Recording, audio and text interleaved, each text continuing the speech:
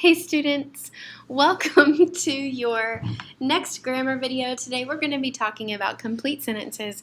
What that's going to mean is we're talking about subjects and predicates and phrases and clauses and very basic punctuation. So before we move on, make sure that you have your complete sentences handout and something to write with, and that you are ready to fill in some blanks and learn. The first thing we need to talk about is what a complete sentence is. Hopefully this is a review. A complete sentence is a group of words that contains a subject, a verb, and expresses a complete thought. We have talked about subjects, we've talked about verbs, especially when we looked at subject-verb agreement. So we're going to spend a little bit of time talking about what that looks like in the form of a complete sentence. And today we're going to look at what happens when you don't express a complete thought. What will that look like? How do you fix it? And how do you make sure you have punctuation at the end?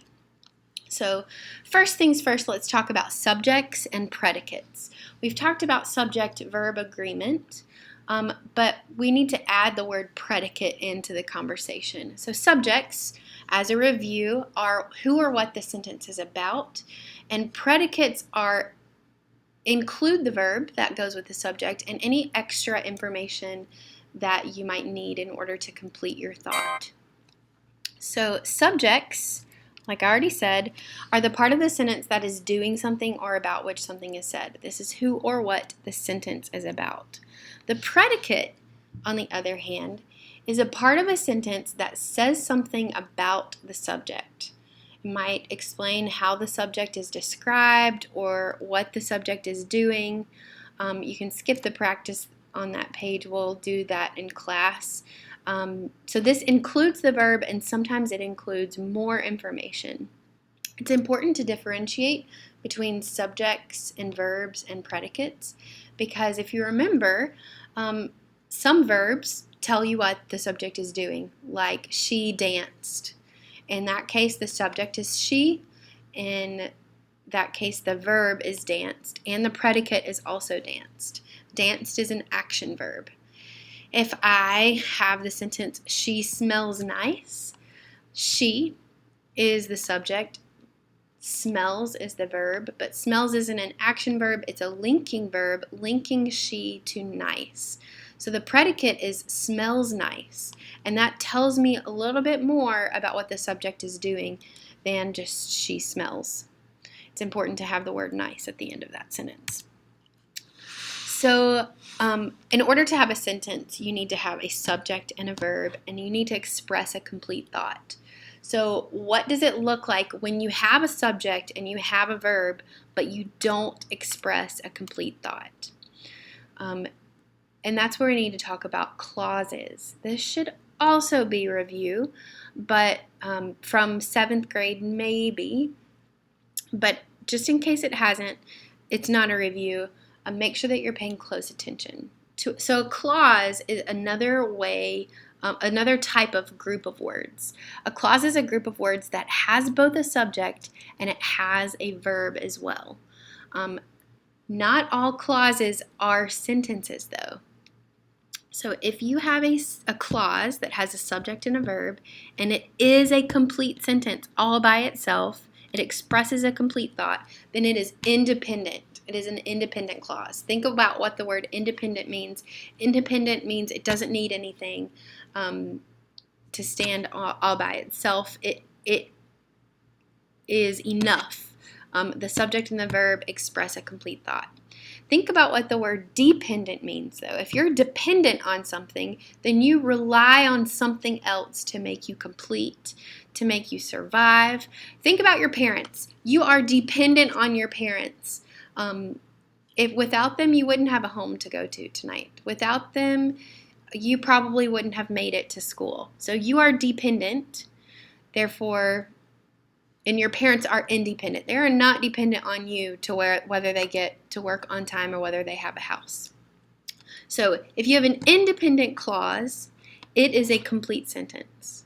If you have a dependent clause, you need to make sure that it has an independent clause with it in order to be a complete sentence. So an independent clause is a clause that is a complete thought and can stand alone as a sentence. Here's some examples. The school year is enjoyable. And after Thanksgiving, it's almost Christmas break. It's almost Christmas break is the independent clause. The school year is enjoyable is an independent clause. It's got a subject, it's got a verb, it's got a subject, it has a predicate, it expresses a complete thought. A dependent clause is a clause that is not a complete thought and cannot stand alone as a sentence. A way you know that you have a dependent clause is if you can find a subordinating conjunction. That sounds really complicated. All you need to know is that you're looking for words like when, after, while, because, since, although. There are lots of different examples. But look at these three that I've got on this slide. When the school year began. The word when, this has a subject, year, and it has a verb, began. The school year began. If I did not have the word when in front of the school year began, then this would be a complete sentence. But because of the word when, it lacks being a complete thought. When the school year began, what? Your brain is left wondering when the school year began. Finish your thought. Same thing. After Thanksgiving break ends, after that, what happens? You need more information. So these little bitty words make your dependent clauses incomplete thoughts. Why are we talking about this right now? We're talking about this because you are about to look at your drafts of your papers for your first essay, and you are going to evaluate whether or not every single sentence you have is a complete sentence or not. If you have sentences like these examples below that have dependent clauses in them, with words like when and after and while, and they don't have the follow-up statement, like when the school year began, I was nervous. I added the independent clause, I was nervous, to that phrase. If you have these trying to stand alone as sentences, even though they have subjects and verbs, they are not complete sentences. So you need to be watchful for this in your own writing. Sometimes your dependent clauses can be super long and you don't realize that you are missing extra information that's needed to complete your thought. So this part of the revision process is going to take some thinking time. A phrase is a group of words that lacks a subject, a verb, or both. These types of errors that you might find in your essays probably stem from you quickly writing something down and forgetting a subject or forgetting to type the verb.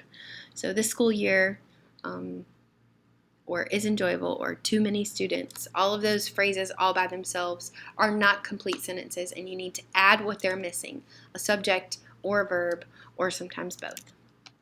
So complete sentences. Once you look at all of the things between the capital letter and the periods that you've got, and you decide that they all have subjects, they all have verbs, and they all express a complete thought, then you need to make sure that they are punctuated correctly. Most sentences can end in a period. If asking something, a sentence should end in a question mark. And in special cases, sentences that show lots of emotion may have an exclamation at the end, but for this essay, you should not use exclamation marks. So your sentences need to either have a period or a question mark at the end. You need to make sure that you've included all those end punctuations. Where I think you might have missed punctuation is if you've typed something up really quickly and just forgotten a period and then created two sentences jumbled all together. So just make sure that when you read through your essay, you are looking back very carefully, putting periods at the end of sentences, making sure that the beginning of your sentence is capitalized, and that you are working towards having a very polished essay.